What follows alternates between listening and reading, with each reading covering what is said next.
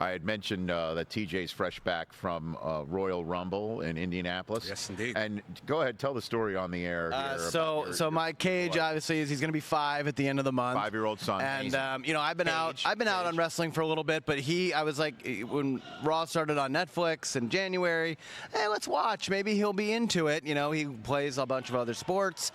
He is very into it. Oh, nice. We watch every Monday, and we was Saturday night, and we watched Royal Rumble on Saturday. It was just me and him. Sarah was out of town. And when you were, you took umbrage with Roman, and you were kind of kicking his head and everything, he looks at me and goes, Dad, he's a bad guy. Oh no! We gotta learn this kid up, man.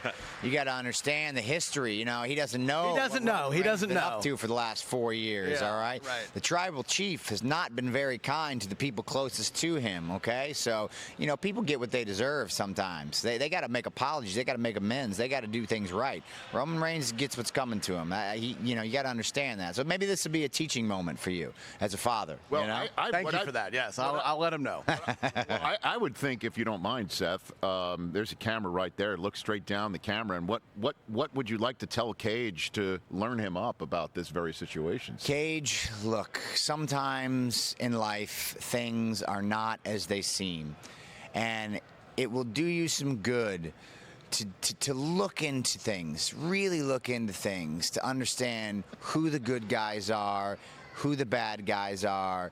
Don't take everything at face value. Trust your heart, man. Trust your heart. You'll feel it. Take the time to understand the truth. Life lessons from Seth Rollins. Thank you, Seth. By the way, that would be a new great segment. That's pretty good. I'll raise the youth of America. Just send us a video I every will week. influence them via the Rich Eisen Show. I love it. Yes. I love it. By the way, we would take that. We could get that done. Life lessons from Seth Rollins. We just stumbled on a new segment. I like this a lot. Elimination Chamber's headed to Rogers Center in Toronto. Yeah, Sky Dome, baby. That's right. On March 1st. That's right around the corner. Right around the corner. A few weeks to go. Second consecutive year that Elimination Chamber's held in an international stadium. This is going to be John Cena's final appearance. Yeah, man. He's on his final run. He's on his retirement run. Big John.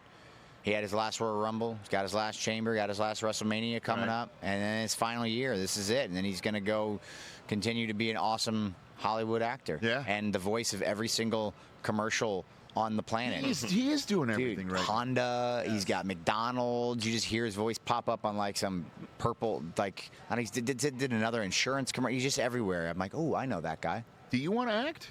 I don't know. You know what I want to do? You had Greg Olson up here a minute ago, and I love Greg. I want to sit next to Greg Olson. Okay. That's what I want to do. I want to sit in the booth with Greg Olson and call football games. I love that guy, and he's so good. He's so good, and I love him, and I would love to be in that booth calling football games. So, like, play-by-play? That's right. Like, here's a snap. Let's go. Yeah, man. I mean, we might need a third man to do that part. We could do two color guys, you know.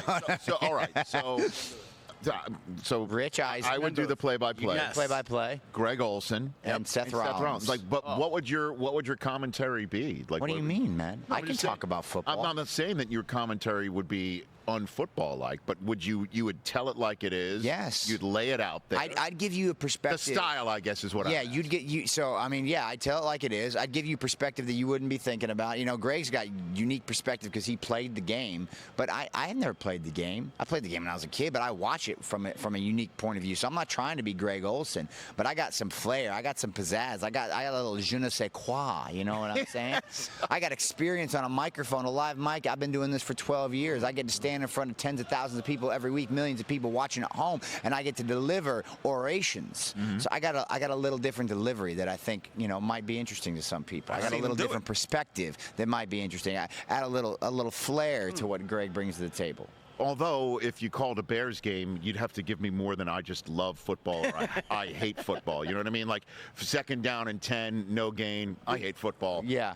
First down, I love football. Like, you can't. That would get old pretty quick. Yeah, you're right. I think we'd have to get some proper analysis in there. But I think I could do that. I think I could do it. I'd like to give it a try. You know what I'm saying? I'd like to give it an attempt to see what happens. I think that'd be great. Just throw it out there. Why not? Fantastic. Wing it, man. Yeah. All right, we're coming up with This is great. other Seth I love Rollins this idea. ideas. We got lots of stuff We got going two on really here. good ones. Yeah. WrestleMania 41 taking place at the spot where the Super Bowl was last year. Allegiant Stadium, yes, That's sir. right, Allegiant, April 19th and 20th. And, you know, it's just killing it. Everything's killing it. WWE surrounding that night with Monday Night Raw, Friday Night SmackDown, NXT Stand, and Deliver from T-Mobile Arena. Wow. Seth, Yeah. Yes, sir. Go for it, with TJ. Mania coming up, man, Yeah. like, we know we got the Chamber. Mm-hmm. You got a good chance to win that. What are you looking ahead for, Chamber-wise and Mania-wise? Like, in a perfect world, what's Seth Rollins, let's say your May, going to look like? And in a perfect world, I'm challenging for one of the world championships, whether that's Gunther or Cody Rhodes. You know, Jey Uso won the Royal Rumble. When you win the Royal Rumble in our world, you get the opportunity to challenge a champion at WrestleMania, whether that's Cody Rhodes or Gunther, who's our champion on Monday Night Raw. Cody's champion on SmackDown. The winner of the Elimination Chamber generally gets the opportunity to challenge the leftover champion, whoever hasn't been selected. I don't know which way Jay's going to swing, so it could be Gunther, it could be Cody.